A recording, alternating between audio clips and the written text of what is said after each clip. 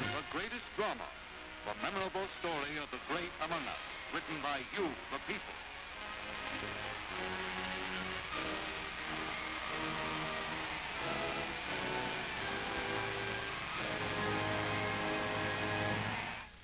This chapter, The Silver Fox, the story of Gar Wood.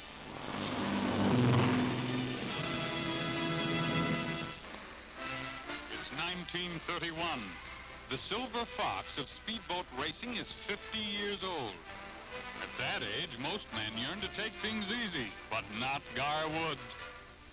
We're going to make an attempt in a few minutes to break the world record.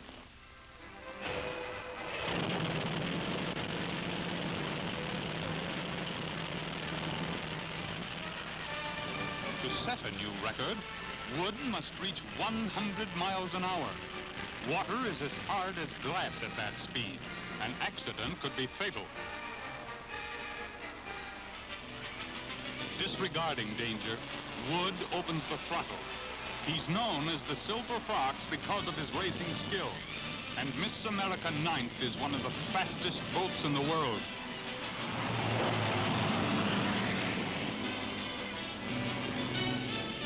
"102 miles an hour, a new record. The oldster is tops in a sport that demands the iron nerves of youth.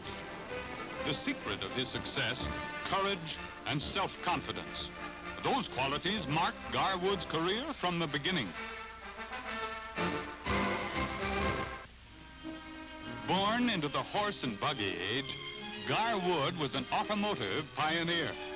In 1912, a struggling mechanic, he invented a hoist for dump trucks.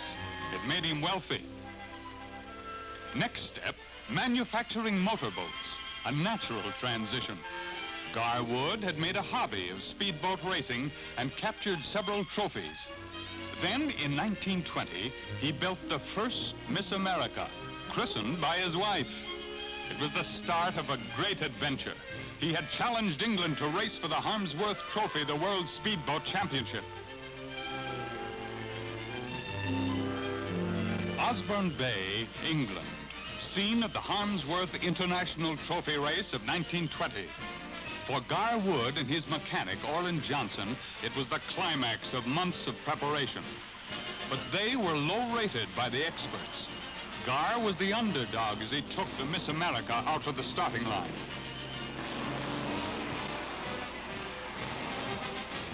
The race began with all the advantages held by Gar's opponents. They knew the course, and he had never raced on salt water. But he learned as he went along at 60 miles an hour.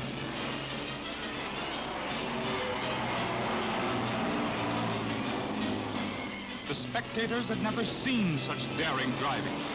Gar Wood left his opponents far behind. He had spent $250,000 to win that race. But to him, victory was well worth the price. Back to the United States went the Silver Fox, bearing the precious Harmsworth Trophy to its new home. He was a family man with all the responsibilities that come with a wife and child. But he was now also the speedboat champion of the world, ready to defend that title against all challengers. In 1924, he raced a fast express train from New York City to Albany. Gar beat the train to Albany by 5 minutes. The victory was a family affair. Gar's wife had become his constant helper, nursing his bruises, always giving encouragement. His son, Gar Jr., was his greatest fan, certain that Daddy was invincible. But it was 1928. The Silver Fox was preparing for another Harmsworth race. He had received a challenge from England.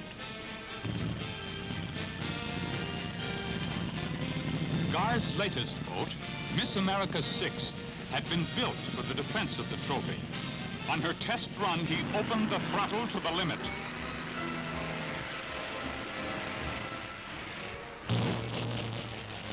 suddenly it happened. The thing Gar feared.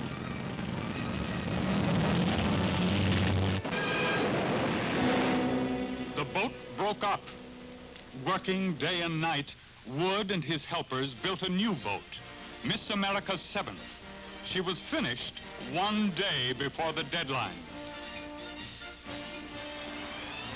Detroit River and the Harmsworth Trophy race of 1928. The English challenger, Miss Marion Carstairs, was confident of victory. Gar Wood's new boat was untested. At high speed, it might fall apart like its predecessor. But Gar wasn't worried. He trusted his good luck charms. I have here 2 teddy bears, Ted and Bruin. I've carried those in every race in the last 15 years, and they're very, very successful. Would those charms again bring luck to the Silver Fox? He'd find out in a few minutes.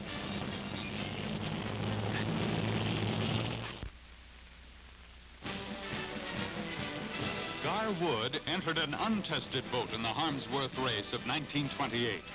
His supporters prayed for him to come through unharmed. But risks to the Silver Fox were part of the game.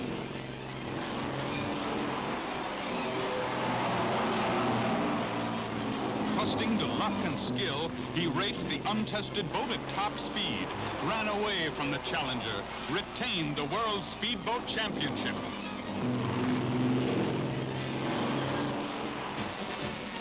Gar Wood's mascots had brought him through safely. Undiscouraged, Miss Carstairs bid twice more for the Harmsworth Trophy. She increased the speed of her boats, but it was a losing fight. Wood improved his Miss Americas and retained the trophy.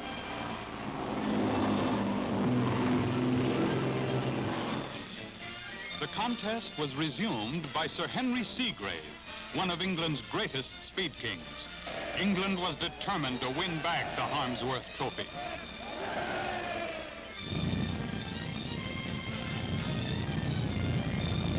Seagrave's boat, Miss England 2nd, was enormously powerful.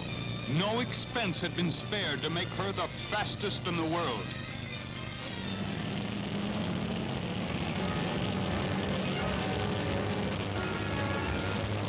She made her test run on a Friday the 13th, a day of calamity. The boat exploded and sank. Seagrave was killed. Kay Don took Seagrave's place in the Harmsworth Trophy struggle. It was 1932. Gar Wood faced his toughest opponent. He had redesigned his engines to produce 8,000 horsepower. But was that enough to beat Kay Don, who had broken the world speed record?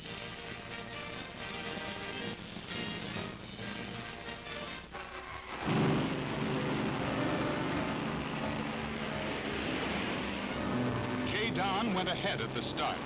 The snow-white English boat, powered by Rolls-Royce airplane engines, flew over the water like a rocket. Something was wrong with the Miss America. Gar Wood couldn't bring her to top speed. Then suddenly she opened up and roared past the challenger.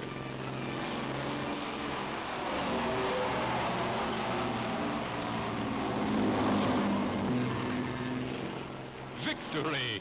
Gar Wood retained the championship, but it hadn't been easy. I think that Kay Don gave us the hardest race we ever had.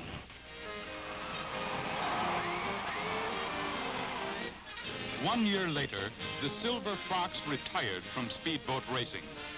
For more than a decade, he had ruled supreme. Now he had a new interest. Wood moved his base of operations to Florida. There he experimented with models of a new kind of vessel. She'd ride smoothly on the roughest seas, he said, and be fast enough to compete with airplanes. His dream ship came true during the Second World War. Nothing like the Venturi had ever been seen before. The Silver Fox kept her existence secret. He had other work to do now, war work.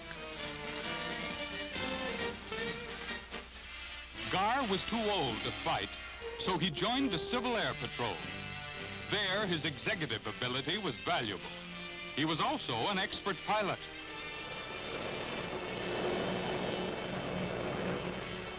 He flew many missions during the war, patrolling the United States coast. The United States also had him to thank for its PT boats. Patterned after Gar's speedboats, the PTs were deadly weapons.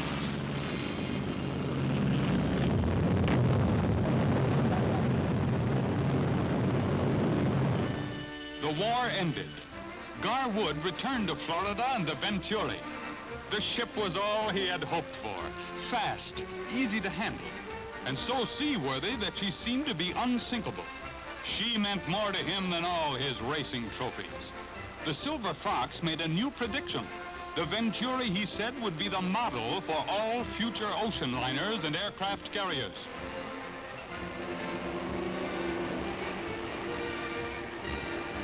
Then, with Wood at the controls one day, the Venturi ran into a violent tropical storm.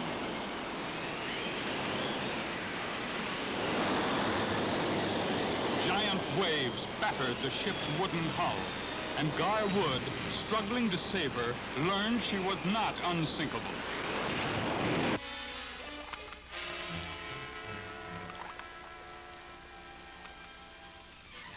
The Silver Fox was rescued and still believed in the Venturi. A steel hull, he said, would have withstood the storm. He would carry on. Courage in youth and old age. That's Gar Wood.